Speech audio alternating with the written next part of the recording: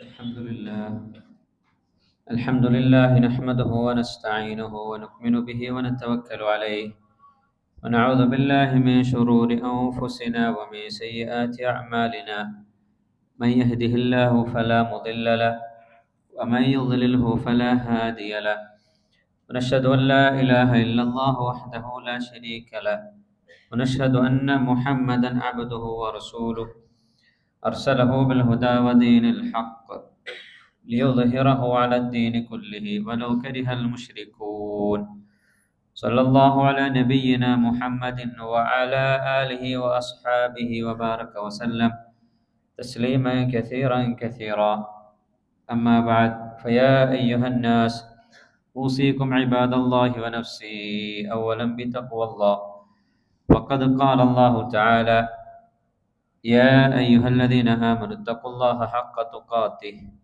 ولا تموتن إلا وأنتم مسلمون.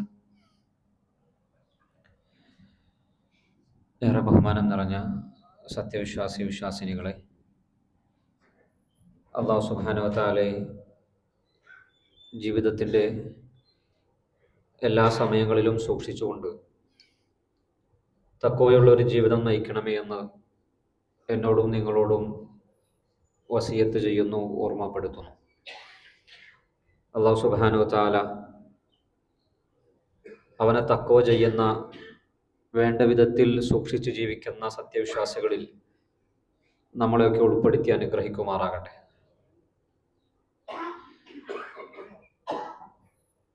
നന്മയുടെ വസന്തമായി വിശ്വാസികളൊക്കെ കാത്തിരിക്കുന്ന വിശുദ്ധ റമദാൻ ഏതാനും ദിവസങ്ങൾ കഴിഞ്ഞാൽ നമ്മളിലേക്ക് അതിഥിയായി കടന്നു വരികയാണ്. റമദാനിന് ഒരുങ്ങാൻ തുടങ്ങിയിട്ട് കുറച്ചധികം ദിവസങ്ങളായി സത്യവിശ്വാസികൾ. ആ ഒരുക്കത്തിൻ്റെ അവസാന ഘട്ടത്തിലാണ് നമ്മളൊക്കെ നിലകൊള്ളുന്നത്.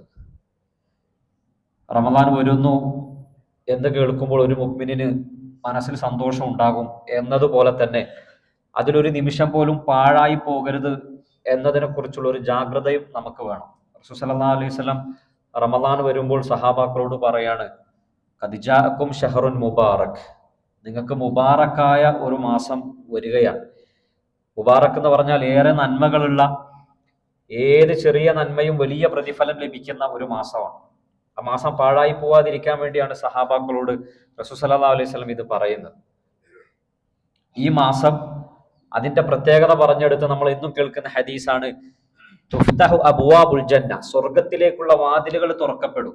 അത് കേവലം തുറന്നു വെക്കുക എന്നത് മാത്രമല്ല, അതിലേക്ക് കയറാനുള്ള എല്ലാ വഴികളും ഒരുക്കപ്പെട്ട ഒരു മാസമാണ്. നരകത്തിലുള്ള എല്ലാ വാതിലുകളും അടക്കപ്പെടും എന്ന് പറഞ്ഞാൽ നരകത്തിലേക്ക് പോകാനുള്ള എല്ലാ അമലുകളും നമ്മൾ വിട്ടു നിൽക്കാനും അത് എന്നേക്കുമായി ഒഴിവാക്കാനുമുള്ള സാഹചര്യം റമദാനിൽ നമുക്കുണ്ട് എന്ന് മാത്രമല്ല, വസുഫിദത് മറദത്തു ഷയാത്തീൻ, എത്രത്തോളം എന്ന് പറഞ്ഞാൽ ഏറ്റവും ഉപദ്രവകാരികളായ പിശാചുക്കളെ കെട്ടിയിടപ്പെടുന്ന ഒരു സമയം. നമ്മൾ ഒരു മാസം മുമ്പുള്ള ഖുതുബയിൽ മുഴുവൻ പിശാചിനെ കുറിച്ചാണ് നമ്മൾ സംസാരിച്ചത്. ആ പിശാചിന്റെ ശല്യമില്ലാതെ അള്ളാഹു എല്ലാ അർത്ഥത്തിലും നമുക്ക് നന്മകളിൽ മുന്നേറാൻ നൽകിയ ഒരു അവസരമാണ് റമദാൻ. റസൂൽ സല്ലല്ലാഹു അലൈഹി വസല്ലം മറ്റൊരു ഹദീസിൽ പറയുന്നത്, അള്ളാഹു ഏതൊരു നന്മക്കും 10 മുതൽ 700 വരെ, ഒരുപക്ഷെ ആളുകളുടെ നിയ്യത്തനുസരിച്ചാണ്, ചില ആളുകൾ ചെയ്യുന്ന കർമ്മങ്ങൾക്ക് 10 കൂലിയാണെങ്കിൽ അതേ കർമ്മം നല്ലൊരു നിയ്യത്തിൽ ചെയ്യുന്ന മനുഷ്യന് 700 വരെ അള്ളാഹു പ്രതിഫലം കൊടുക്കാം. ഇല്ല സൗം, നോമ്പൊഴികെ. വഅന അജ്സി ബിഹി, അസ്സൗമു ലി വഅന അജ്സി ബിഹി, നോമ്പ് എനിക്കാണ്, ഞാനാണ് അതിന് പ്രതിഫലം കൊടുക്കുക എന്ന് പറഞ്ഞാൽ കുറഞ്ഞത് 700-ൽ അപ്പുറത്തേക്ക് തരും എന്നതുകൊണ്ടാണ് നോമ്പിനെ മാത്രം മാറ്റി നിർത്തിയത്. അപ്പൊ നോമ്പിൽ നമുക്ക് 700 മുതൽ ഏതുവരെ നമുക്കറിയില്ല, എത്ര വേണമെങ്കിലും ഒരാൾക്ക് ലഭിക്കാം. ഇത് ആളുകൾ മത്സരിക്കുന്ന ഒരു മാസമാണ്. ഒരുപക്ഷെ മത്സരബുദ്ധി നമുക്കില്ലെങ്കിലും ഇതിനെ കാത്തിരിക്കുകയും ഇതിനെ ആലോചിക്കുകയും ചെയ്യുന്ന മനുഷ്യർക്ക് വലിയ മത്സരബുദ്ധി ഉണ്ട്. പലപ്പോഴും നമ്മുടെ കുട്ടികളൊക്കെ നമ്മുടെ പുറത്തുള്ള ഗ്രൗണ്ടുകളിൽ കളിക്കുമ്പോൾ അവർക്കുണ്ടാകുന്ന ഒരു ആവേശമുണ്ട്. ചിലപ്പോൾ ഉമ്മ ഭക്ഷണം കഴിക്കാൻ വിളിച്ചാൽ, വെള്ളം കുടിക്കാൻ വിളിച്ചാൽ അതൊന്നും ശ്രദ്ധിക്കാതെ ഈ കോമ്പറ്റീഷൻ എങ്ങനെയെങ്കിലും ജയിക്കണം. കോളേജുകളിൽ നമ്മൾ അതുപോലെയാണ്. എന്തെങ്കിലും പരിപാടി നടത്തിയാൽ കോമ്പറ്റീഷൻ ആണെങ്കിൽ ആളുകൾക്കുണ്ടാകുന്ന ഒരു ആവേശമുണ്ട്. റമദാൻ ശരിക്കും ഒരു കോമ്പറ്റീഷനാണ് എന്ന് പറഞ്ഞാൽ പരസ്പരം മത്സരിക്കാനുള്ള നന്മയിൽ മുന്നേറാനുള്ള ഒരു കോമ്പറ്റീഷൻ. അതുകൊണ്ടാണ് സഹാബാക്കളെ സംബന്ധിച്ചിടത്തോളം ചെറിയ നന്മ ആരെങ്കിലും ചെയ്യുന്ന കണ്ടാൽ അവർക്ക് ആഗ്രഹമാണ് അത് ചെയ്യണം, അല്ല അതിനേക്കാൾ കൂടുതൽ ചെയ്യണം. അതുകൊണ്ട് തന്നെ മാത്സര്യത്തിന്റെ ഒരു മാസമാണ് റമദാൻ. അസ്സൗമുലി വഅന അജ്സി ബിഹി. എത്രയാണ് നന്മകൾ. റസൂൽ സല്ലല്ലാഹു അലൈഹി വസല്ലം മറ്റൊരു ഹദീസിൽ പറയുന്നുണ്ട്, അസ്സൗമു ഫഇന്നഹു ലാ അദ്ല ലഹു. തീർച്ചയായും നോമ്പ് അതിനേക്കാൾ തുല്യമായ മറ്റൊന്നുമില്ല. അത് മനസ്സിലാക്കാൻ വേണ്ടി ഇബ്നു മാജ റിപ്പോർട്ട് ചെയ്തൊരു ഹദീസ് നമ്മൾ എപ്പോഴും കേൾക്കാറുണ്ട്. ത്വൽഹത്ത് ഇബ്നു ഉബൈദില്ലാഹ് റളിയല്ലാഹു തആല അൻഹു രണ്ടാളുകളെ സ്വപ്നം കാണുക. ഇബ്നു മാജ റിപ്പോർട്ട് ചെയ്യുന്ന ഹദീസാണ്. ഈ രണ്ടാളുകളും അദ്ദേഹത്തിന്റെ സുഹൃത്തുക്കളായിരുന്നു. ഈ രണ്ടുപേരും ഒരേ സമയത്താണ് ഇസ്ലാം സ്വീകരിക്കുന്നത്. അതിൽ ഒരാള് ഷഹീദായി മരണപ്പെടുന്നു, രണ്ടാമത്തെ ആള് അദ്ദേഹത്തിന് ശേഷം കുറെ കാലത്തിന് ശേഷമാണ് മരണപ്പെടുന്നത്. ഇദ്ദേഹം സ്വപ്നത്തിൽ കാണുന്നത് ഷഹീദായ മനുഷ്യനെ സ്വർഗത്തിന്റെ അവിടെ പിടിച്ചു നിർത്തിയിട്ട് മറ്റാളോട് പെട്ടെന്ന് കയറാൻ വേണ്ടി പറയാം. പിടിച്ചു നിർത്തല്ല, രണ്ടാളും ഒരേ സമയത്ത് ആ വാതിലിന്റെ അടുത്ത് നിൽക്കുകയാണ്. രണ്ടാമത് മരണപ്പെട്ട മനുഷ്യനെ പെട്ടെന്ന് സ്വർഗത്തിലേക്ക് കയറ്റുന്നു. പിന്നീട് കുറെ കഴിഞ്ഞിട്ടാണ് ഷഹീദിനെ സ്വർഗത്തിലേക്ക് കയറ്റുന്നത്. ഇദ്ദേഹത്തിന് വലിയ അത്ഭുതമായി. ഷഹാദത്തിന്റെ മാഹാത്മ്യമൊന്നും നമ്മൾ പറയേണ്ട കാര്യമില്ല. അത്രയും പ്രതിഫലമുള്ള ഷഹീദിനെ അവിടെ നിർത്തിയിട്ട് എന്തേ മറ്റേ കയറ്റിയത്? അത്ഭുതം കൊണ്ട് ത്വൽഹത്ത് ഇബ്നു ഉബൈദില്ലാഹ് റളിയല്ലാഹു തആല അൻഹു ഈ സ്വപ്നം റസൂൽ സല്ലല്ലാഹു അലൈഹി വസല്ലമയുടെ അടുക്കൽ അവതരിപ്പിച്ചു. സ്വപ്നം തെളിവല്ല. ഏതുവരെ? റസൂൽ സല്ലല്ലാഹു അലൈഹി വസല്ലം അതിന് അംഗീകാരം കൊടുക്കുന്നത് വരെ. പ്രവാചകൻ അതിന് ഒരു വ്യാഖ്യാനം പറഞ്ഞു. റസൂൽ സല്ലല്ലാഹു അലൈഹി വസല്ലം പറഞ്ഞു, ഷഹീദിനേക്കാൾ രണ്ടാമത് മരിച്ച ആളുകൾക്ക്, ആ മനുഷ്യന് അദറക റമളാൻ കിട്ടിയില്ലേ? ഒന്നെങ്കിലും ആണെങ്കിൽ ഒരു വർഷം കിട്ടിയെങ്കിലും, ഒരു വർഷം കിട്ടിയാൽ 84 85 വർഷത്തിനേക്കാൾ അധികം പകരമാക്കുന്ന ലൈലത്തുൽ ഖദർ അദ്ദേഹത്തിന് കിട്ടിയിട്ടുണ്ടാവുമല്ലോ. നമ്മൾ ആലോചിച്ച് നോക്കുക. അദ്ദേഹം നമസ്കാരം നിർവഹിച്ചിട്ടുണ്ടാകുമല്ലോ, ഖിറാഅത്തുകൾ, നോമ്പുകൾ, ഖുർആനിന്റെ പാരായണം, ഇഅ്തികാഫുകൾ. ഒരൊറ്റ റമളാൻ മതി ഒരു ഷഹീദിനെ നമുക്ക് ഓവർടേക്ക് ചെയ്യാൻ. ആലോചിച്ച് നോക്കുക. ഷഹാദത്ത് വരിച്ചവരെ ഓവർടേക്ക് ചെയ്യാൻ ഒരു റമളാൻ മതിയെങ്കിൽ എത്ര റമളാൻ കിട്ടിയവരാണ് നമ്മൾ. അള്ളാഹു അതിലേതെങ്കിലും ഒരു റമളാൻ നമ്മളിൽ നിന്ന് കബൂൾ ചെയ്താൽ തന്നെ നമുക്ക് കിട്ടാൻ പോകുന്ന പ്രതിഫലം വളരെ വലുതാണ്. അള്ളാഹു നമ്മുടെ എല്ലാ റമളാനുകളും നമ്മിൽ നിന്ന് സ്വീകരിക്കുമാറാകട്ടെ. അവിടെ ഈ റമളാനിന്റെ മാഹാത്മ്യം നമുക്ക് പറഞ്ഞു തരാനും അതിന്റെ ഫദ്ല് പറഞ്ഞു തരാനാണ് റസൂൽ സല്ലല്ലാഹു അലൈഹി വസല്ലം ഈ ഹദീസ് നമുക്ക് ഉദ്ധരിച്ചു തരുന്നത്. മാത്രമല്ല, ഷഹ്റു റമളാൻ അല്ലദീ ഉൻസില ഫീഹിൽ ഖുർആൻ. ഖുർആൻ അവതരിച്ച മാസമാണ് റമളാൻ. ഈ മാസത്തിൽ ഖുർആൻ കാലേ കൂട്ടി നമ്മൾ പഠിക്കുകയും മനസ്സിലാക്കുകയും ചെയ്യുക എന്നത് വളരെ പ്രധാനമാണ്.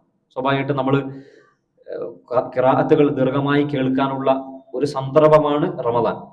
അത്തരം സമയങ്ങളിൽ ഇതെന്താണ് ഓതുന്നത് എന്ന് മനസ്സിലാക്കാൻ ഏറ്റവും കുറഞ്ഞത് അള്ളാഹുവിന്റെ പേരിന്റെ അർത്ഥമെങ്കിലും പഠിച്ചു വെച്ചാൽ ഖുർആന്റെ ഒരു അത്ഭുതം അതാണ്. ഏത് ആയത്തുകൾ ഓതി അവസാനിക്കുമ്പോഴും മിക്കവാറും അള്ളാഹുവിന്റെ പേരുകൾ ചേർത്ത് വെച്ചുകൊണ്ടാണ് ആയത്ത് അവസാനിക്കുക. ഇന്നല്ലാഹ അലീമുൻ ഖബീർ, ഇന്നല്ലാഹ ഖബീറും ബിമാ തഅമലൂൻ, ഗഫൂറുൻ വദൂദ്. എത്രയാണ് ആയത്തുകൾ അള്ളാഹുവിന്റെ നാമം വെച്ച് അവസാനിക്കുന്നത്. ആ നാമത്തിന്റെ അർത്ഥമെങ്കിലും പഠിച്ചാൽ, ആ ആയത്ത് പാരായണം ചെയ്യുമ്പോൾ അള്ളാഹുവിന്റെ ഒരു നാമം നമ്മുടെ മനസ്സിലൊന്ന് ശരിക്കും കൊണ്ടാൽ നമ്മുടെ ജീവിതം മാറാതെ മാത്രം മതി. അതുകൊണ്ട് ഖുർആനികമായി ബന്ധപ്പെട്ട കാര്യങ്ങൾ പഠിക്കേണ്ടുന്ന സമയം, റമളാനായ പഠിക്കാനൊന്നും നമുക്ക് സമയമില്ല. റമളാനിൽ അമല് ചെയ്യേണ്ട സമയമാണ്. പരമാവധി എല്ലാ നന്മകളും ചെയ്യുകയും അതിനെ മുൻകൂട്ടി ഒരുങ്ങുകയും ചെയ്യേണ്ടുന്ന ഒരു സമയമാണ്. പ്രത്യേകിച്ച് റമളാനിൽ ഒരുപാട് അമലുകളുണ്ട്.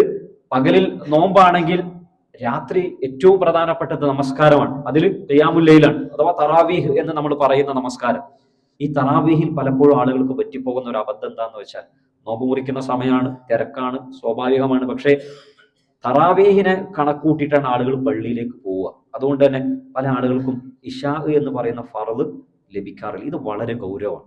നമ്മൾ ആലോചിക്കണം, നമ്മൾ നോമ്പ് ഫർദായത് കൊണ്ടാണ് അതിനത്ര പ്രാധാന്യം. എന്നതുപോലെ ഫർദിനേക്കാൾ പ്രാധാന്യം മറ്റൊന്നിനുമില്ല. ഫർദിനേക്കാൾ പ്രാധാന്യം ഒന്നിനുമില്ല. സുന്നത്തിന് പോലും പ്രാധാന്യം ലഭിക്കുന്നത് ഫർദിനോട് ചേർന്ന് നിൽക്കുന്നതുകൊണ്ടാണ്. ആ ഫർദ് നമ്മൾ ഒഴിവാക്കിയിട്ട് തറാവീഹിൽ നിന്നുള്ള നമ്മൾ അവസ്ഥ ആലോചിച്ചു പോകും. എന്ന് മാത്രമല്ല, റസൂൽ സല്ലല്ലാഹു അലൈഹി വസല്ലം പറഞ്ഞ ഒരു ഹദീസ് നമുക്ക് എപ്പോഴും ഓർമ്മ വേണം. ആരെങ്കിലും ഇശാ ജമാഅത്തായി നമസ്കരിക്കുകയും സുബ്ഹി ജമാഅത്തായി നമസ്കരിക്കുകയും ചെയ്താൽ അവൻ ഖിയാമുൽ ലൈൽ ഒരു ദിവസം മുഴുവൻ നമസ്കരിച്ചവനെ പോലെ എന്ന് റസൂൽ സല്ലല്ലാഹു അലൈഹി വസല്ലം പറയാം. എന്ന് പറഞ്ഞാൽ ഇപ്പോഴും നമുക്ക് അതിന്റെ പ്രതിഫലം മനസ്സിലായിട്ടില്ല. ഒരുപക്ഷെ തറാവീഹ് ജാഗ്രതയോടുകൂടി പൂർത്തിയാക്കാൻ കഴിയാത്ത ഒരാൾക്കും ലഭിക്കുന്ന പ്രതിഫലമാണ് ഇശാ 4 റക്അത്ത് ഒന്ന് മനസാന്നിധ്യത്തോടു കൂടി നമസ്കരിച്ചു. സുബ്ഹിയും കൂടെ കിട്ടിയാൽ ഖാമ ലൈലത്തൻ, ഒരു രാത്രി മുഴുവൻ നിന്ന് നമസ്കരിച്ചവനെ പോലെയാണ്. നമ്മൾ എപ്പോഴും സെലക്ട് ചെയ്യുമ്പോൾ ഏതിനാണ് ഏറ്റവും കൂടുതൽ പ്രതിഫലം ഉള്ളത്, അത് നമ്മൾ എപ്പോഴും ഫോക്കസ് ചെയ്യണം. അതിനാണ് നമ്മൾ ഇതൊക്കെ പഠിക്കുന്നത്. അത് നമുക്ക് മിസ്സാകാൻ പാടില്ല. അതുകൊണ്ടാണ് നമ്മൾ കഴിഞ്ഞ ഖുതുബയിലും പറഞ്ഞത്, ഒരാൾക്ക് ഫർള് കിട്ടണോ അവൻ സുന്നത്തിനെ ഉദ്ദേശിച്ചിട്ട് തന്നെ വരണം. ഒരാൾക്ക് ഇശാ കിട്ടണമെങ്കിൽ ഇശാഹിന്റെ മുമ്പുള്ള സുന്നത്ത് ലഭിക്കാനുള്ള ഒരു ജാഗ്രത ഉണ്ടാകണം. അതുകൊണ്ട് നമ്മൾ ഇന്ന് നിയ്യത്ത് ചെയ്യേണ്ടത്, ഇന്നു മുതൽ ഒരാഴ്ച മാത്രമേ ഉള്ളൂല്ലോ ഇന്ന് റമദാനിൽ, ഇന്നു മുതൽ എല്ലാ ഇശാഹിന് മുമ്പും സുന്നത്ത് കൂടി കിട്ടുന്ന ഒരു പതിവ് നമ്മുടെ ജീവിതത്തിൽ ഉണ്ടാകണം. ബാങ്ക് കൊടുക്കുമ്പോൾ മറ്റു തിരക്കുകൾ ഒഴിവാക്കുക, നേരെ ചെല്ലുക. എന്നിട്ട് നിങ്ങൾ ആലോചിച്ച് നോക്കൂ, നമസ്കാരത്തിന് അല്പം നേരത്തെ ചെന്നിട്ട് പള്ളിയിൽ ഇരിക്കുമ്പോൾ കിട്ടുന്ന ഒരു റാഹത്ത് നമസ്കാരത്തിന് ശേഷം കിട്ടാനേ പോകുന്നില്ല. ആളുകൾ അധികം ഇല്ലാത്ത ഒരു സമയം, ഒറ്റയ്ക്കിരിക്കാൻ കിട്ടിയ സമയം, നമ്മൾ എന്തൊക്കെയോ തിരക്ക് മാറ്റി വെച്ചിട്ടായിരിക്കും വന്നിട്ടുണ്ടാവും. ചില ടെൻഷനുകൾ ഉണ്ടാവും. ആരുമില്ലാത്ത സമയത്ത് പള്ളിയിൽ പൊതുവെ ആളുകൾ നേരത്തെ വരാൻ സാധ്യത കുറവാണ്. കുറച്ച് ആളുകളേ ഉള്ളൂ. ഏതെങ്കിലും ഒരു മൂലക്കിരുന്ന് നമസ്കരിച്ച് ഒന്ന് ദുആ ചെയ്യുമ്പോൾ കിട്ടുന്ന ഒരു സമാധാനം നമസ്കാരത്തിന് ശേഷം കിട്ടാനേ പോകുന്നില്ല. നമ്മൾ ഇന്ന് പ്രാക്ടീസ് ചെയ്യണം. ഒരാഴ്ച മാത്രമേ നമ്മുടെ മുമ്പിലുള്ളൂ. ഏതൊക്കെ പ്ലാനർ ഉപയോഗിക്കാൻ പറ്റുമോ അതൊക്കെ ഉപയോഗിച്ചുകൊണ്ട് ഇഷാഇന് മുമ്പുള്ള സുന്നത്ത് നമ്മൾ നേടിയിരിക്കും. അല്പം ദുആ ചെയ്യും, കുറച്ച് ഖുർആനും, എന്നിട്ടേ നമ്മൾ ഇഷാഇന് തന്നെ നമ്മൾ പങ്കെടുക്കുകയുള്ളൂ. ഇതുണ്ടായാൽ തറാവീഹ് 30 നമുക്ക് പാഴാകൂല. ഇങ്ങനെ പ്ലാൻ ചെയ്യാനാണ് ഈ റജബും ഈ ശഅബാനും ഒക്കെ നമ്മൾ പ്ലാൻ ചെയ്യണം. എന്ന് മാത്രമല്ല, അതുമായി റമദാനുമായി ബന്ധപ്പെട്ട് ഒരുപാട് ആദാബുകളും നിയമങ്ങളും നമ്മൾ പഠിക്കണം. ആ പഠിക്കേണ്ടുന്ന സമയം ഇതാണ്, അമൽ ചെയ്യേണ്ടുന്ന സമയം റമദാനുമാണ്. അതുകൊണ്ടാണ് അതുമായി ബന്ധപ്പെട്ട ചില ആദാബുകൾ നമ്മൾ പറഞ്ഞു തരുന്നത്. അതിൽ റസൂൽ സല്ലല്ലാഹു അലൈഹി വസല്ലം പറഞ്ഞു, സുഹൂർ, അത്താഴം പ്രത്യേകം സുന്നത്താണ്. തസഹറു ഫഇന്ന ഫി സുഹൂരി ബറക, നിങ്ങൾ അത്താഴം കഴിക്കൂ, അതിലൊരു ബറക്കത്തുണ്ടെന്ന്. പല ആളുകളും അത്താഴത്തെ കുറിച്ച് ഗൗനിക്കാറേ ഇല്ല. രാത്രി എന്തെങ്കിലും കഴിച്ച് കടന്നുറങ്ങും, അങ്ങനെ റമദാൻ തുടങ്ങും. ഇതൊന്നുമല്ല റസൂൽ സല്ലല്ലാഹു അലൈഹി വസല്ലം നമുക്ക് പറഞ്ഞു തന്നത്. നിങ്ങളും അഹ്ലുൽ കിതാബും തമ്മിലുള്ള വ്യത്യാസം തന്നെ അത്താഴാണെന്നാണ്. അത്താഴം കഴിക്കുന്നതിലുള്ള ഒരു ബറക്കത്ത് എന്താന്ന് വെച്ചാൽ, ഒന്ന് ആ സുന്നത്ത് നമുക്ക് കിട്ടുന്നു, രണ്ടാമത്തത് ഇബാദത്ത് ചെയ്യാനുള്ള ഒരു ഉന്മേഷവും ആരോഗ്യം കിട്ടും. പല ആളുകളും നമ്മൾ പറയുന്നത് കേട്ടിട്ടുണ്ട്, രാത്രി ഒന്നും കഴിക്കാതെ അങ്ങ് കടന്നു, രാവിലെയായി, ഇതെങ്ങനെയെങ്കിലും തീർന്നു കിട്ടിയാൽ മതി നോമ്പ് എന്ന് ചിന്തിക്കുന്ന പല മനുഷ്യരും. അങ്ങനെ തീരാനേ ഉള്ള ഒന്നല്ല. ഒരു നോമ്പ് അങ്ങനെ തീർന്നു പോയാൽ ഉള്ള നഷ്ടം ചില്ലറയാണ്, ഒന്ന് നമ്മൾ ആലോചിച്ചു. അതുകൊണ്ട് ഈ അത്താഴം കഴിക്കുമ്പോൾ നമുക്കുണ്ടാകുന്ന ഉന്മേഷം എന്തിനാണ്? ആ റമദാനിന്റെ പകൽ ഇബാദത്ത് ചെയ്യാനാണ്, അല്പം കുറച്ചിരുന്ന് ഖുർആൻ ഓതാനാണ്, ദിക്റുകൾ പറയാനാണ്. അതിനുള്ള ഒരു ആരോഗ്യം വേണ്ടേ? അതുകൊണ്ട് തന്നെയാണ് റസൂൽ സല്ലല്ലാഹു അലൈഹി വസല്ലം പറഞ്ഞത്, സുഹൂർ കഴിച്ചാൽ, അത്താഴം കഴിച്ചാൽ അത്തഖവ്വി ഫിൽ ഇബാദ, ഇബാദത്തിന് കുറച്ച് ഒരു ഉന്മേഷം ഉണ്ടാവും, ഒരു ആരോഗ്യം ഉണ്ടാവും. എന്ന് മാത്രമല്ല, രണ്ടാമത്തെ ഒരു നിയമം എന്താ വെച്ചാൽ, അതുകൊണ്ടാണ് അത്താഴം പരമാവധി വൈകിപ്പിക്കാൻ വേണ്ടി റസൂൽ സല്ലല്ലാഹു അലൈഹി വസല്ലം പറഞ്ഞിട്ടുണ്ട്. എന്ന് പറഞ്ഞാൽ സഹാബാക്കൾ പറയുന്നുണ്ട്, നമ്മൾ അത്താഴം കഴിച്ച് പിന്നീട് നേരെ നമസ്കരിക്കാൻ വേണ്ടി പോകുമായിരുന്നു. അപ്പൊ സഹാബാക്കൾ ചോദിക്കുന്നുണ്ട്, അല്ല അതിനിടയിൽ എത്രയാണ് ഗ്യാപ്പ് ഉള്ളത്? പറഞ്ഞു കൊടുത്തു, ഖദർ 50 ആയ, 50 ആയത്ത് ഓതുന്ന ഒരു ഗ്യാപ്പ് മാത്രം. 50 ആയത്ത് എന്ന് പറഞ്ഞാൽ നമ്മൾ വെറുതെ ഖുർആന്റെ തുടക്കം മുതൽ സൂറത്ത് ബഖറ എന്ന് മറച്ചു നോക്കിയാൽ ഒരു 8ാമത്തെ പേജിലാണ് 50ാമത്തെ ആയത്ത് വരുന്നത്. ഒരു 8 പേജ് ഓതാൻ കൂടിപ്പോയി ഒരു 20, 25, ഒരു അരമണിക്കൂർ കൂട്ടാം. എന്ന് പറഞ്ഞാൽ ബാങ്കിന്റെ ഏതാണ്ട് ആ സമയം ഒരു അരമണിക്കൂർ മുമ്പ് നമ്മൾ അത്താഴം കഴിക്കുന്ന രീതിയിൽ അതിനെ വൈകിപ്പിക്കണം എന്നാണ് റസൂൽ സല്ലല്ലാഹു അലൈഹി വസല്ലം പറഞ്ഞത്. എന്ന് പറഞ്ഞാൽ നന്നേ വൈകിപ്പിച്ചിട്ട് ബാങ്ക് കൊടുക്കാനാകുകയും ചെയ്യരുത്. അത് നമ്മൾ ശ്രദ്ധിക്കണം. പല ആളുകളുടെയും ധാരണ എന്താണെന്ന് വെച്ചാൽ, പ്രത്യേകിച്ച് ഇമാം അബൂദാവൂദ് റിപ്പോർട്ട് ചെയ്യുന്ന ഹദീസുകൾ, പല ആളുകളും അതിനെ തെറ്റായി ധരിക്കാറുണ്ട്. നിങ്ങൾ ബാങ്ക് കേട്ട, ഇദാ സമിഅ അന്നിദാ, ഇദാ സമിഅകും, നിങ്ങൾ കേട്ടാൽ, അന്നിദാ, ബാങ്ക് കേട്ടാൽ, നിങ്ങളുടെ കയ്യിൽ എന്തെങ്കിലും പാത്രം ഉണ്ടെങ്കിൽ ഫലാ തദഅഹു, നിങ്ങൾ അത് വെക്കേണ്ടതില്ല, അതിൽ നിന്ന് നിങ്ങളുടെ ആവശ്യം തീർക്കുന്നത് വരെ എന്ന ഹദീസ് നമ്മളൊക്കെ കേട്ടിട്ടുണ്ട്. പക്ഷെ ആ ഹദീസിനെ കുറിച്ച് പല രീതിയിൽ പണ്ഡിതന്മാർ വ്യാഖ്യാനം നടത്തിയിട്ടുണ്ട്. സൂക്ഷ്മമായ വ്യാഖ്യാനമായി നമ്മുടെ നോമ്പ് കൂടെ സൂക്ഷിക്കണമല്ലോ. അതുകൊണ്ട് നമുക്ക് സ്വീകരിക്കാൻ കഴിയുന്ന ഒരു വ്യാഖ്യാനം, അന്ന് റസൂൽ സല്ലല്ലാഹു അലൈഹി വസല്ലമയുടെ കാലഘട്ടത്തിൽ 2 ബാങ്ക് ഉണ്ടായിരുന്നു. അതിൽ ഒന്നാമത്തെ ബാങ്ക് ബിലാൽ റളിയല്ലാഹു തആല അൻഹു കൊടുത്തിരുന്ന ബാങ്കാണ്. അത് ആളുകൾക്ക് തയ്യാറാവാനുള്ള ബാങ്കായിരുന്നു. രണ്ടാമത്തെ ബാങ്ക് ഇബ്നു ഉമ്മി മക്തൂം എന്ന അന്ധനായ സഹാബി കൊടുത്തിരുന്ന ബാങ്കാണ്. അപ്പൊ ബിലാലിന്റെ ബാങ്ക് കേട്ടാൽ നിങ്ങൾക്ക് തിന്നാം, കാരണം രണ്ടാമത്തെ ബാങ്ക് ആണല്ലോ ഫജറിന്റെ ബാങ്ക്, അഥവാ അബ്ദുല്ലാഹിബ്നു ഉമ്മ മക്തൂമിന്റെ ബാങ്ക്. അതുവരെ സമയമുണ്ട് എന്നാണ് ആ ഹദീസിന് പല പണ്ഡിതരും വെച്ചിട്ടുള്ള അർത്ഥം. അതായിരിക്കും കുറച്ചും കൂടെ സൂക്ഷ്മത. അല്ലാതെ ബാങ്ക് കൊടുക്കുമ്പോൾ തിന്നാൽ ഒരുപക്ഷെ സൂക്ഷ്മത കുറവ്, നമ്മുടെ നോമ്പ് നഷ്ടപ്പെട്ടു പോയാൽ അത് നമ്മൾ സൂക്ഷിക്കണം. അങ്ങനെയും പറഞ്ഞ പണ്ഡിതരുണ്ടാവും. പക്ഷെ എപ്പോഴും ഒരു നോമ്പെങ്കിലും നോമ്പ് നഷ്ടപ്പെട്ടു പോയാൽ അത് അപകടമാണ്. അതുകൊണ്ടാണ് ഞാൻ നേരത്തെ പറഞ്ഞത്, പരമാവധി വൈകിപ്പിക്കണം, എങ്കിലും അരമണിക്കൂറിന് മുമ്പായി നമ്മൾ അതൊക്കെ തീർത്ത് പരമാവധി ദുആ ചെയ്യാനുള്ള സമയം നമ്മൾ കണ്ടുപിടിക്കണം. ഇതൊന്നും സ്വിച്ചിട്ട പോലെ റമദാനിന്റെ ഒന്നിൽ സംഭവിക്കാൻ പോകുന്ന കാര്യമല്ല. അത് നമ്മൾ പ്രത്യേകിച്ച് ആലോചിക്കണം. റമദാൻ 1 വരട്ടെ, ആകെ അങ്ങ് മറിയും, ഇന്നലെ കഴിഞ്ഞതുപോലെയല്ല ഇന്ന് ഞാൻ ആകെ മറിയും എന്ന് ചിന്തിച്ചാൽ നടക്കാൻ പോകുന്നില്ല. അതിനുള്ള പ്രിപ്പറേഷൻ സമയമാണിത്.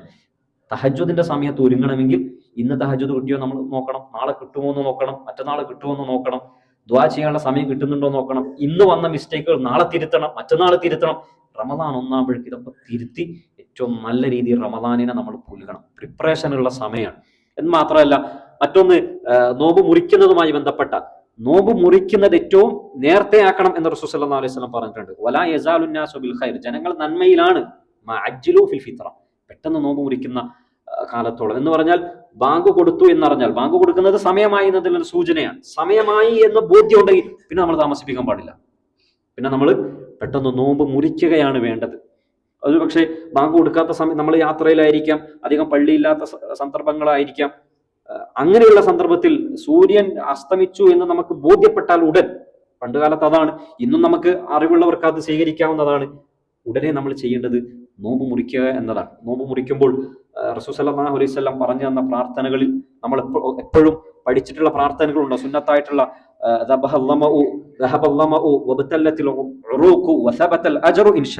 ഈ പ്രാർത്ഥന സഹിഹായ പ്രാർത്ഥനയാണ്. നോമ്പ് മുറിച്ചതിന് ശേഷം ബിസ്മി പറഞ്ഞ് നോമ്പ് മുറിക്കുക, എന്നിട്ട് നമ്മൾ ചൊല്ലേണ്ടുന്ന ഒരു പ്രാർത്ഥന വസബത്തൽ അജ്റു ഇൻഷാ അല്ലാഹ്. പ്രാർത്ഥന വളരെ പ്രധാനപ്പെട്ടതാണ്. വസബത്തൽ അജ്റു, കുറേ കഷ്ടപ്പെട്ടിട്ടാണ് നമ്മൾ നോമ്പ് നോറ്റത്, ഇതങ്ങനെ വെറുതെ നോക്കാൻ വേണ്ടി നോക്കുകയല്ലല്ലോ.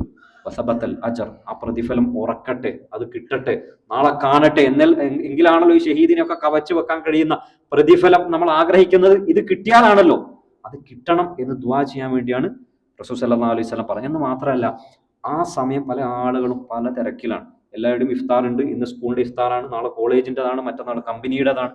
ഇഫ്താറുകളൊക്കെ നടക്കും, അതിനൊന്നും കുഴപ്പമൊന്നുമില്ല. പക്ഷേ ഈ സമയം നമുക്ക് നഷ്ടപ്പെട്ടു പോകരുത്. റസൂൽ സല്ലല്ലാഹു അലൈഹി വസല്ലം പറയുന്ന ഒരു ഹദീസിൽ കാണാം, അല്ലാഹു ലാ തുറദ്ദു ദഅവതുഹു, 3 ആളുകൾ അവരുടെ പ്രാർത്ഥന അല്ലാഹു തള്ളിക്കളയേ ചെയ്യില്ല. അസ്വാഇമു ഹത്താ യുഫ്തിർ, നോമ്പുകാരൻ നോമ്പ് മുറിക്കുന്നത് വരെ, പ്രത്യേകിച്ച് നോമ്പ് മുറിക്കുന്ന സന്ദർഭത്തിൽ ഇത് ദുആക്കുള്ള ഒരു സമയമാണ്. ആ ദുആന്റെ സമയം പലപ്പോഴും നമുക്ക് കിട്ടലില്ല. നമുക്ക് എത്ര പ്രയാസമുണ്ട്, നമുക്ക് എത്ര പ്രതിസന്ധികളുണ്ട്. ഇന്നലെ വിഷമം, ഇന്ന് അതിനേക്കാൾ വലിയ വിഷമം, നാളെ എന്ത് വിഷമം വരും എന്ന് നമുക്ക് ആർക്കും അറിയില്ല. വിഷമമോട് വിഷമമാണ്. പക്ഷെ അതൊന്നും നമ്മൾ ബേജാറാണ്ട കാര്യമില്ല. ഇത് അള്ളാഹുവിനോട് പറഞ്ഞാൽ തീരുന്ന പ്രശ്നമാണ്. അള്ളാഹു സ്വീകരിക്കും എന്ന് പറഞ്ഞൊരു സമയം തന്നിട്ടുണ്ടല്ലോ. നമ്മൾ ആലോചിച്ച് നോക്കാം, ഏറ്റവും വലിയ അമല് ചെയ്തിട്ടാണ് നമ്മൾ ഇരിക്കുന്നത്. നമുക്ക് ആ നോമ്പിനെ കുറിച്ച് ഒരുപക്ഷെ വളരെ സിസ്റ്റമാറ്റിക്കായി ഓട്ടോമാറ്റിക്കായി നടന്നു പോകുന്നതുകൊണ്ട്, നമുക്കതിന്റെ അധ്വാനം അറിയാത്തത് കൊണ്ടാണ്. നമ്മൾ ചെയ്യുന്ന അമല് വളരെ വലുതാണ്. ആ നോമ്പ് നോറ്റിട്ട് അവസാന സമയത്താണ് നമ്മൾ അള്ളാഹുവിനോട് ഒരു കാര്യം ചോദിക്കുന്നത്. അള്ളാഹു തട്ടുവോ? നമ്മൾ ആലോചിച്ച് നോക്കി, അള്ളാഹു തട്ടൂല. ആ നീയത്തിലാണ് നമ്മൾ ചോദിക്കേണ്ടത്. ആ സമയം ദുആക്ക് വേണ്ടി നമ്മൾ പ്രത്യേകം ഉപയോഗപ്പെടുത്തണം എന്നുകൂടെ നമ്മൾ ആലോചിക്കുക. അതുപോലെ തന്നെ നോമ്പുമായി ബന്ധപ്പെട്ട് പല സംശയങ്ങളും അല്ലെങ്കിൽ നിയമങ്ങളും നമ്മൾ ആലോചിക്കുന്ന സമയത്ത് നോമ്പ് മുറിയുന്ന കാര്യങ്ങളും അല്ലെങ്കിൽ നോമ്പ് മുറിയാത്ത കാര്യങ്ങളും കൃത്യമായി നമുക്കൊരു ധാരണ ഉണ്ടാകണം. പല ആളുകളുടെയും നോമ്പ് തന്നെ വസ്വാസായി പോകുന്നത് അത്തരം സന്ദർഭങ്ങളിലാണ്. അതിൽ നമ്മൾ ഒന്നാമതായി മനസ്സിലാക്കേണ്ടത്, നോമ്പ് മുറിയുന്നത് എപ്പോഴാണ്? നോമ്പ് മുറിയുന്നത് വായിലൂടെ അല്ലെങ്കിൽ മൂക്കിലൂടെ തടിയുള്ള എന്തെങ്കിലും വസ്തു പ്രവേശിച്ചാലാണ് നോമ്പ് മുറിയുക. അതാണ് ഒന്നാമത്തത്. അല്ലെങ്കിൽ മറ്റേതെങ്കിലും ദ്വാരങ്ങളിലൂടെ ശരീരത്തിന് പോഷകം ലഭിക്കുന്നതായ എന്തെങ്കിലും ഉള്ളിലേക്ക് കയറിയാൽ, എന്ന് പറഞ്ഞാൽ നരമ്പിലൂടെ ഗ്ലൂക്കോസ് കയറ്റാണ്, സ്വാഭാവികമായിട്ട് അവന് അത് കയറ്റിയാൽ കുറച്ചൊരു ഉന്മേഷം ഉണ്ടാവും, അപ്പോഴും നോമ്പ് മുറിയും. രണ്ട് പ്രവേശനങ്ങളാണ് നമുക്ക് പറഞ്ഞു തന്നത്. ഒന്ന് മൂക്കാണ്, രണ്ടാമത്തത് വായയാണ്. എന്ന് പറഞ്ഞാൽ അതുമായി ബന്ധപ്പെട്ട് കുറച്ച് മസാലകൾ പറയുമ്പോൾ പണ്ഡിതന്മാർ പറയാണ്, ആരെങ്കിലും മൂക്കിൽ മരുന്നൊട്ടിച്ചാൽ സ്വാഭാവികമായി അത് ഉള്ളിലേക്ക് എത്തുന്നുണ്ടെങ്കിൽ നോമ്പ് മുറിയും. കാരണം പ്രവേശന കവാടം മൂക്കാണ്. അതുപോലെ തന്നെ ഒരാൾ പുകവലിച്ചാൽ പ്രത്യേകം ശ്രദ്ധിക്കണം. പല ആളുകളും പുകവലിക്കുക എന്ന് പറയുന്നത്, സിഗരറ്റ് വലിക്കുക എന്ന് പറയുന്നത് റമദാനുമായിട്ട് ബന്ധമില്ല, റമദാൻ അല്ലാത്ത സമയത്തും ഹറാമാണ്, ഹറാമ് തന്നെയാണ് എന്ന് പണ്ഡിതർ പറഞ്ഞിട്ടുണ്ട്. അത് കറാഹത്താണ് എന്ന മസാലയൊന്നും നമ്മൾ അന്വേഷിച്ച് പോയിട്ട് സമയം കളയരുത്. ഹറാമാണ് എന്ന് തന്നെ പണ്ഡിതന്മാർ പറഞ്ഞ സംഭവമാണ്. റമദാനിൽ എന്തിരുന്നാലും പറ്റില്ല, പക്ഷേ ഇത് അഡിക്ഷനായ ആളുകൾ അവിടെയും ചെയ്യാം. നോമ്പ് മുറിയും എന്ന കാര്യത്തിൽ സംശയമില്ല. കാരണം കയറുന്നത് തടിയുള്ള വസ്തുവാണ്. അതാണ് നമ്മുടെ ചർച്ച. കയറുന്നത് തടിയുള്ള വസ്തു എത്രത്തോളം എന്ന് പറഞ്ഞാൽ ലങ്സിനൊക്കെ അത് പറ്റിപ്പിടിച്ചിരിക്കുന്ന ദൃശ്യങ്ങൾ അത്തരം കവറിന്റെ പുറത്ത് തന്നെ ഒട്ടിച്ചിട്ടുണ്ട്. തടിയുള്ളത് കയറി എന്നതുകൊണ്ട് നോമ്പൂറിയാൻ. അതിനേക്കാൾ വലിയ അപകടം എന്താ വെച്ചാൽ മസാലകളൊക്കെ എല്ലാവർക്കും അറിയാം. അതുകൊണ്ട് ആളുകൾ ചെയ്യുക, കുറച്ച് നോമ്പ് മുറിക്കുന്നവരെ കാത്തിരിക്കും, നോമ്പ് മുറിച്ചതിന് ശേഷം അങ്ങ് ഈ പറഞ്ഞ പരിപാടികളൊക്കെ തുടങ്ങും. അതുകൊണ്ടാണ് ചില പണ്ഡിതർ പറഞ്ഞത്, പല ആളുകളുടെയും നോമ്പിന്റെ അവസ്ഥ എന്താന്ന് പറഞ്ഞാൽ രാവിലെ ചെയ്യുന്ന ഹറാമ് രാത്രിത്തേക്ക് മാറ്റി എന്നത് മാത്രമേ ഉള്ളൂ. 9 AM ചെയ്യുന്ന തെറ്റായിരുന്നു, ഇപ്പൊ 9 PM ചെയ്യുന്നു എന്ന വ്യത്യാസം അല്ലാതെ നോമ്പ് അവർക്കൊരു വ്യത്യാസവും ഇല്ല. പല ആളുകളുടെ നോമ്പ് അങ്ങനെയല്ലേ. നമ്മൾ ആലോചിച്ചു, രാവിലെ ചെയ്യുന്നത് രാത്രിത്തേക്ക് ഒരു ഇന്റർചേഞ്ച് ടൈം, ഒരു മാറ്റം മാത്രം വരുത്തും. ഇത് വലിയ അപകടമാണ്. നോമ്പ് ഒരുപക്ഷെ മസാല പ്രകാരം ശരിയാവോ ഇല്ലയോ എന്നതൊക്കെ ആലോചിച്ചാൽ ഇതിന്റെ കൂലി കിട്ടാനാണോ നമ്മൾ ചെയ്യുന്നത്, ആ കൂലികളൊക്കെ നഷ്ടപ്പെട്ടു പോകും എന്ന് നമ്മൾ ആലോചിക്കണം. അതുപോലെ മറ്റൊരു മസാലാണ്, ഒരാൾക്ക് ഡയാലിസിസ് ചെയ്യേണ്ടി വന്നാൽ ഇതേ കാരണം ഡയാലിസിസ് എന്ന് പറയുന്നത് ഒരുപക്ഷെ പ്രധാനപ്പെട്ട ദ്വാരത്തിലൂടെയല്ല കയറുന്നതെങ്കിൽ കൂടി കയറുന്നത് രക്തം മാത്രമല്ല, ചില മെഡിസിൻ കൂടെ കയറുന്നുണ്ട് എന്നതുകൊണ്ട് ഡയാലിസിസ് ഒരാളുടെ നോമ്പ് മുറിയും എന്ന് പണ്ഡിതന്മാർ പറഞ്ഞു തരാണ്. അതുപോലെ നോമ്പ് മുറിയാത്ത ചില കാര്യങ്ങൾ നമ്മൾ പ്രത്യേകം ശ്രദ്ധിക്കണം. പല ആളുകളുടെയും ഒരു ധാരണ ഇതൊക്കെ നോമ്പ് മുറിയുന്ന കാര്യങ്ങളാണ് എന്നതാണ്. ഇഞ്ചക്ഷൻ വെച്ചാൽ നോമ്പ് മുറിയില്ല. കാരണം എന്താണ്? ഇഞ്ചക്ഷൻ ഒരു പ്രവേശനത്തിലൂടെയാണ് കയറുന്നതെങ്കിൽ കൂടി ആ ഇഞ്ചക്ഷൻ കൊണ്ട് ആളുകൾക്ക് പ്രത്യേകിച്ച് ഒരു ഉന്മേഷം ഒന്നും കിട്ടുന്നില്ല. അതുകൊണ്ടാണ് ഗ്ലൂക്കോസ് അതിൽ നിന്ന് നമ്മൾ ഒഴിച്ചു നിർത്തുന്നത്. അത്തരത്തിൽ പോഷണം കിട്ടുന്ന, ഒരുപക്ഷെ തളർന്ന ഒരാളുകൾക്ക് ഉന്മേഷം പകരുന്ന ഇഞ്ചക്ഷൻ അല്ലാത്ത മറ്റേത് ഇഞ്ചക്ഷനും ഒരാളുടെ നോമ്പ് മുറിക്കില്ല എന്നതാണ് പണ്ഡിതന്മാർ പറഞ്ഞിട്ടുള്ളത്. അതുപോലെ തന്നെ ഒരാള് പല്ല് തേക്കുന്നു, പല ആളുകൾക്കുള്ള ഒരു സംശയമാണ്. പ്രത്യേകിച്ച് ചില ഹദീസുകൾ ചില ആളുകൾ മിസ്കൂട്ട് ചെയ്തിട്ട് മനസ്സിലാക്കിയിട്ടുള്ള സംഭവം എന്താ വെച്ചാൽ, നോമ്പുകാരൻ പല്ല് തേക്കേണ്ടതേ ഇല്ല എന്ന് ചില ആളുകൾ തെറ്റിദ്ധരിക്കാറുണ്ട്. ഒരിക്കലും അങ്ങനെയല്ല. റസൂൽ സല്ലല്ലാഹു അലൈഹി വസല്ലം ഹദീസുകളിൽ പല്ല് തേക്കാൻ പറഞ്ഞു തന്നിട്ടുണ്ട്. അത് നോമ്പിനും ബാധകമാണ്. അതുകൊണ്ടാണ് മറ്റൊരു ഹദീസിൽ കാണാം, ഒരു സഹാബി പറയാണ്, ഉമറിനെ പോലെ റമദാനിൽ അഥവാ നോമ്പുണ്ടായിരിക്കെ മിസ്വാക്ക് ചെയ്യുന്നതിൽ കൃത്യത പാലിക്കുന്ന ഒരാളെ ഞാൻ കണ്ടിട്ടില്ല എന്നൊരു സഹാബി പറയാം. എന്ന് പറഞ്ഞാൽ ചില ആളുകളുടെ ധാരണ ഏതാണ്ട് സവാൽ അഥവാ ഒരു ഉച്ചയുടെ സമയം, ദുഹയുടെ സമയം വരെ പല്ല് തേക്കാം, അതിനുശേഷം പാടില്ല എന്ന് ഷാഫി മദ്ഹബിൽ പൊതുവെ പറയാറുണ്ട്. പക്ഷേ ഖുർആനും സുന്നത്തിനോട് യോജിച്ച നിലപാട് എന്ന നിലക്ക് നമുക്ക് കാണാൻ കഴിയുന്നത് പല്ല് തേക്കാം, അത് ടൂത്ത് ബ്രഷ് ഉപയോഗിച്ചുകൊണ്ട്, പേസ്റ്റ് ഉപയോഗിച്ചുകൊണ്ട് നമുക്ക് ചെയ്യാം. പക്ഷെ അതിന്റെ ഒരു അംശം പോലും നമ്മൾ ഉള്ളിലേക്ക് കടക്കാതെ സൂക്ഷിക്കുക എന്നത് മാത്രമാണ്. മറ്റൊരു സംശയം പല ആളുകൾക്കും ഉണ്ടാവുക, വുളൂ ചെയ്യുന്ന സമയത്ത് ആളുകൾ വായിന്റെ ഉള്ളിലേക്ക് വെള്ളം കയറ്റും, തുപ്പും. ചില ആളുകൾക്ക് വസ്വാസാണ്, അതിന്റെ അവസാനം വരെ തുപ്പിക്കളയാൻ ആളുകൾ ശ്രമിക്കും. അതിന്റെ ആവശ്യമില്ല. എന്നിരുന്നാലും നമുക്ക് എത്ര തന്നെ തുപ്പിയാലും എല്ലാ വാട്ടർ മോളിക്യൂൾസും നമ്മുടെ പുറത്തേക്ക് എത്തിക്കാൻ നമുക്ക് കഴിയില്ല. അതുകൊണ്ട് പണ്ഡിതന്മാര് പറയാണ്, അത്തരം കാര്യങ്ങൾ വിട്ടുവീഴ്ച ചെയ്യപ്പെടുന്നതാണ്.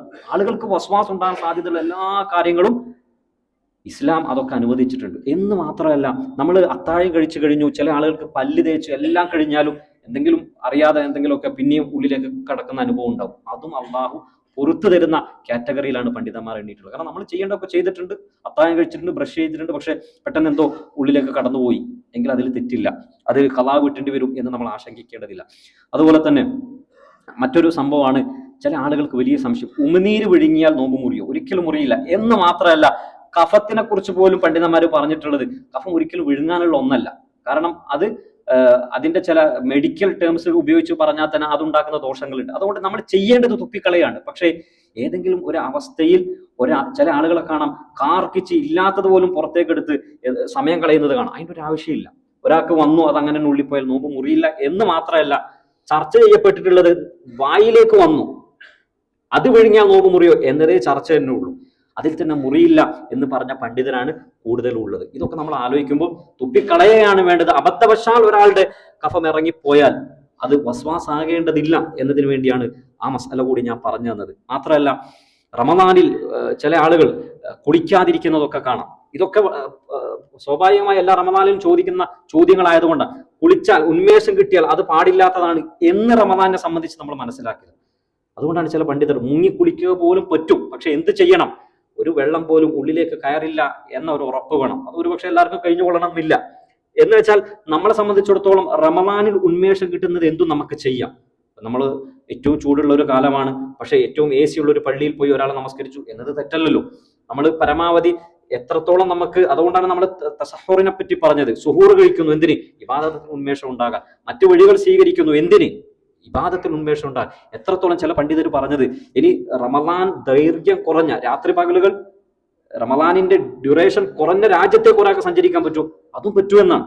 എന്ന് പറഞ്ഞാൽ റമദാനിലെ ഇബാദത്തുകൾ ഒരാൾക്ക് ഏറ്റവും റാഹത്തിൽ, സന്തോഷത്തിൽ ചെയ്യാൻ കഴിയുന്ന എല്ലാ കാര്യങ്ങളും അദ്ദേഹത്തിന് സ്വീകരിക്കാവുന്നതാണ് എന്നതാണ് പണ്ഡിതന്മാർ അതുമായി ബന്ധപ്പെട്ട് നമുക്ക് പറഞ്ഞു തന്നിട്ടുള്ളത്. അതുപോലെ തന്നെ നമ്മൾ മനസ്സിലാക്കേണ്ടത്, ഇതൊക്കെ മസലകളാണെങ്കിൽ കൂടി നോമ്പിന്റെ പ്രതിഫലം കളയുന്ന മറ്റു ഒട്ടനവധി കാര്യങ്ങളുണ്ട്. ഒരാൾ കളവ് പറഞ്ഞു, ഒരാൾ ചീത്ത പറഞ്ഞു. അതുകൊണ്ടാണ് ഏതെങ്കിലും ഒരു മനുഷ്യൻ നിന്നോട് എന്തെങ്കിലും പറഞ്ഞാൽ ഫലിയക്കുൽ, നീ പറയണം, ഇന്നി സായിമുൻ, ഞാൻ നോമ്പുകാരാണ്. അത് പറയുന്ന എന്തുകൊണ്ടാണ്? അതാർക്കും അറിയാത്തതുകൊണ്ടല്ല, എനിക്കൊരു ബോധം ഉണ്ടാവണം. ആളുകൾ എന്തൊക്കെയോ ചെയ്യുമ്പോൾ ഞാൻ ചെയ്യാൻ പാടില്ല. ഇന്നലെ വരെ ചെയ്തിരുന്ന ഹറാം അത് ഞാൻ ചെയ്യാൻ പാടില്ല. ആളുകൾ നമീമത്ത് പറയുന്നു, ഗീബത്ത് പറയുന്നു, എന്തെങ്കിലുമൊക്കെ പറയുമ്പോൾ ഞാനും അങ്ങ് കൂട്ടത്തിൽ കൂടി പറഞ്ഞാൽ എൻ്റെ പ്രതിഫലം കൂടെ നഷ്ടപ്പെട്ടു പോകും എന്നൊരു ഓർമ്മ വേണം. അള്ളാഹു നമ്മുടെയൊക്കെ നോമ്പ് ഒരു പ്രതിഫലം പോലും നഷ്ടപ്പെടാതെ അതിന്റെ പൂർണ്ണാർത്ഥത്തിൽ പ്രതിഫലവും ജീവിതത്തിൽ ഒരു മാറ്റവും ഉണ്ടാക്കി ഈ റമദാൻ അള്ളാഹു നമ്മിൽ നിന്നും കബൂൽ ചെയ്യുമാറാകട്ടെ. അൽഹംദുലില്ലാഹി റബ്ബിൽ ആലമീൻ.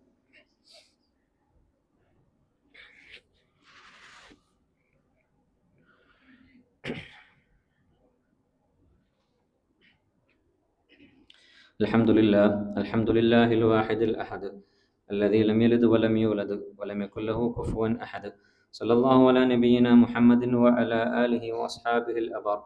وقد قال الله تعالى: يا أيها الذين آمنوا اتقوا الله وقولوا قولا سديدا يصلح لكم أعمالكم ويغفر لكم ذنوبكم ومن يطع الله ورسوله فقد فاز فوزا عظيما.